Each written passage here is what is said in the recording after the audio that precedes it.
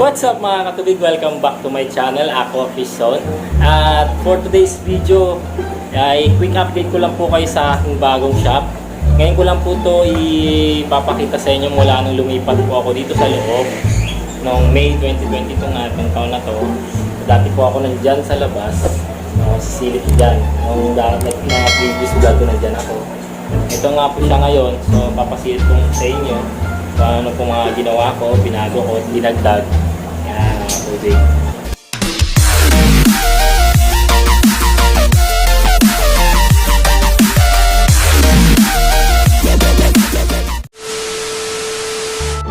Ito nga guys, syempre nandito pa rin yung aking pond, sa koi pond ko. So ito natin sisimulan. Ayan, yung mga malalaki pa ako dito. Ayan, yung koi pond ko. So pasok tayo dun sa loob. Ito yung bago ko ring setup dito, wala to dati. Dahil dati dito yung shop ko. Ito, naglagay ako dito ng beta rack. So ayan, 4x6x8 na tank ko. Yan ang gamit ko noon. Nung sumasali pa ako sa mga beta shows. Ayan, mga achievements ko. So nung nag-lockdown, wala na. Ayan, naglagay ako dyan ng beta rack, beta fish, ng mga multicolor ko, HMPK dito. At dito sa kabila ay meron akong nilagay na 50 gallons. Ayan, at naglagay ako ng mga Oscar ko. Ayan, ang lalaki oh. Ayan, si Lemon. At yung dalawa kong ito, copper ata. Ito, hindi ko kabisado isang kulay. Ayan, malalaki sila. Andyan. Ito, kasama rin sa vlog ko. Andyan pa rin yan, yung previous vlog ko. Ayan, pasok tayo dito sa aking munting shop. Ito, magsisimula tayo dito. Siguro dito na lang. Ito po yung 75 gallons ko na pang viewing ko dito sa entrance. Ayan. Nilagyan ko po sila ng mga tetras, glow tetras para magandang tingnan. At yan, ma-setup kong ano lang, simple lang. Kasi gusto ko yung parang natural lang talagang dating. Ayoko nung over-design na setup na. Yan, parang nasa ilog lang. At meron tayong goldfish sa baba. Nilagyan ko ng platinum. Tapos yung local goldfish. Meron din tayong benta niyan. At dito namang side na to ay nilagay ko yung aking mga aquatic plants. Ang ginawa ko, yan, nilagyan ko na sa nila ng aqua soil para matibay. Kasi hindi nga sila tumatagal kung nakabundle lang, sabi nila sa akin. So pinag-aralan ko pang mabuti, medyo okay naman siya. Pag ito umabot ng 1 week na hindi naglagas, goods yan, yung setup na ganyan. Nakakuha kayo ng idea. Ayaw ko namang punuin to ng aqua soil, ang masyadong mahal yung aqua soil. Ginawa ko ganyan, nilagyan ko na lang. Kasi binaon ko.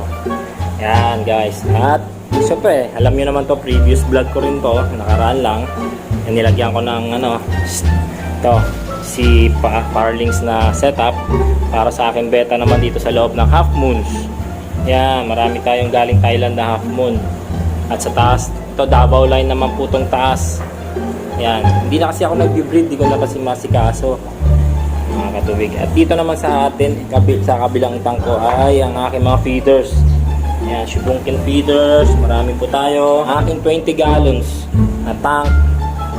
Yan, meron tayong dito 24K mollies, meron tayong black flyer tail mollies, danyos. Ayan, hammerhead. Meron din tayong albino at black hammerhead. Ayan mga katubig. Dito naman aking mga gappy chops. Ayan guys, gustong maganda itong gappy chops. Ito ang best seller natin, gappy chops kung gusto nyo. Marami tayo niyan. At itong mga tiger barb natin ang lalaki, halos 5 pesos na ito, 10 pesos ang size. At ito, mga kasawa-sawang mollies.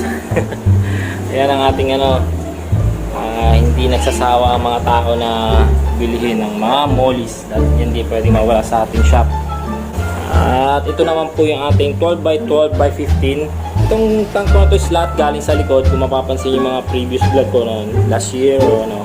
Ito yon, dati gapi tanks to eh. Nag-ship na nga ako. Ayan.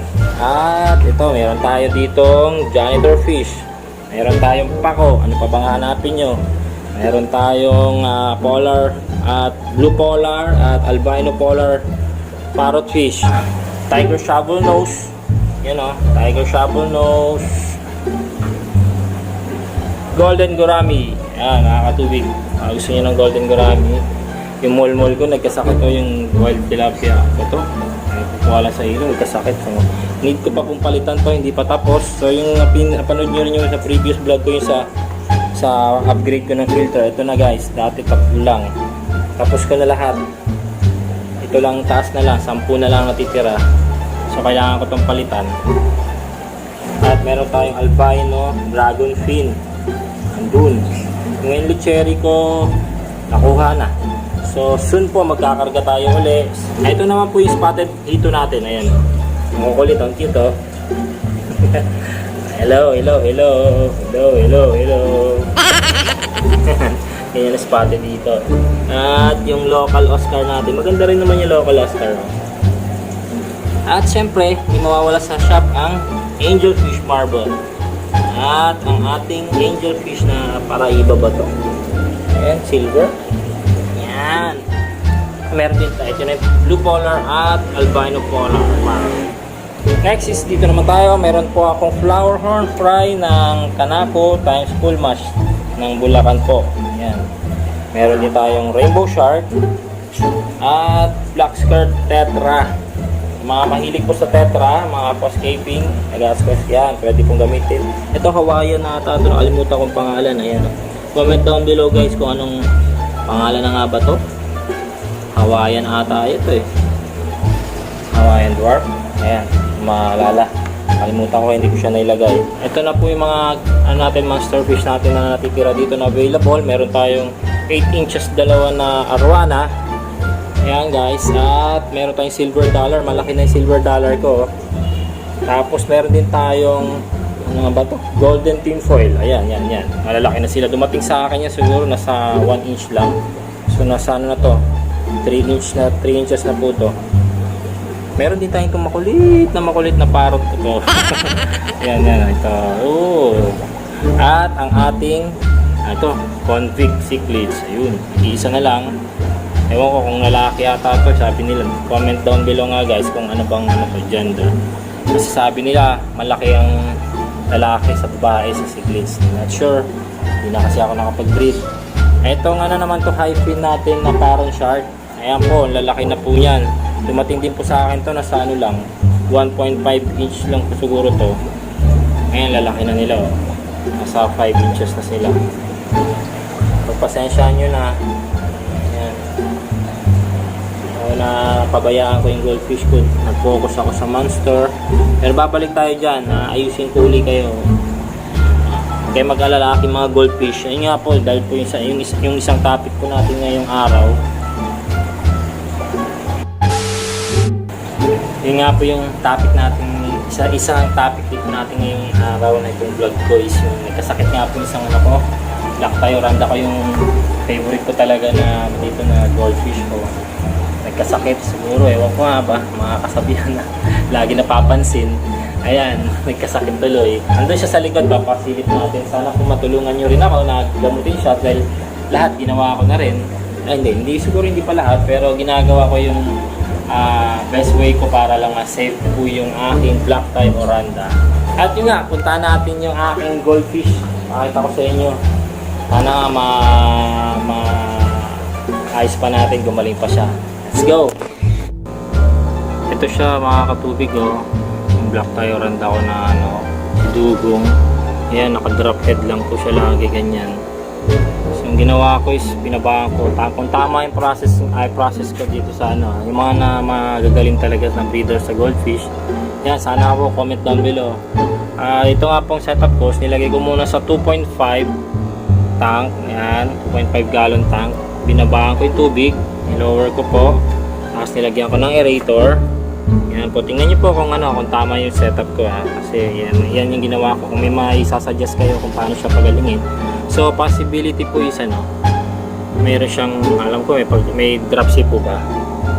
Paki-check na nga po. Alam ko dropsy na po siya. Yan. Sobrang takaw po kasi niya. Hindi ko na namalayan. Yan. Nilagyan ko na rin po siya ng antibiotics. Ayan, tetracycline ang nilagay ko rito. Ayan, kung uubra. Kaya nga po, kawawa naman siya, sana gumaling pa siya. So i-update ko na rin po kayo sa mga susunod na vlog ko kung anong mangyari sa kanya. Sana po na makasurvive. Makasurvive si Dugong. Kawawa naman. Dugong. Yung baby ko yan eh. Ito nga po, may mga bago rin ako dito grow out ng flower horn. Yan, pakita ko na rin dahil nandito na rin ako. Yan, mag-grow out ko ng flower horn. Hindi halos makapansin, madilim. I-reflect yung ito po yung dati kong barracks. So old barracks ko, kung napansin yung mga lumang video ko, may back 2021 ata yun. Ito yung mga styro. Ayan, wala na, tinanggal ko na po lahat. Nandun na sa harap. So ayan, wala na dito yung mga tanks. Dati nandun pa lahat yung tanks ko. Ito na lang natitira. So lilipat ko na naman to doon. Ito bago kong rack, ilalagay ko to doon sa harap. Ay ayusin ko lang. Ayan, vlog ko din yan siguro. Linisin ko yan. At lilipat ko yung iba dito. At tingnan nyo yung lagayan ko ng beta. Wala na. At dito ako nagbe-breed. Dito ako lahat. Sana makabalik ako ulit. Tapos lang yung mga dito projects. Ayan, nandito pa rin yung ko. Ano ba ito mga laman? Ayan, meron pa ako dito mga natitirang angelfish at polar balloon. Ito yung breeder ko naman ng albino polar. Nagtago na. Ayun, dalawa. Hello. At si RTC ko, yan. Binigyan ko ng maraming yung nahuli kong kahapon. Tago naman siya. Si RTC. Hello RTC. Yan. Yan siya, tago na, malakas na siya. At ito yung ko pala. Fry ko ng convict cichlids. Ito, hindi makita. Yan nga. Ay, nakakamiss tong aking setup dito. Ay, itong barracks ko dati dito ako lahat. So yun nga guys. At dyan na nga po nagtatapos ang aking video for today mga katubig. At sana po nagustuhan nyo ang aking video sa update ko ng aking shop. At sana po matulungan nyo rin po ako kung paano gamutin si Dugong ko, yung black tie oranda ko, kasi hindi ako ganun ka expert sa goldfish, lalo sa mga ganyan na beta po talaga ako, beta breeder po ako.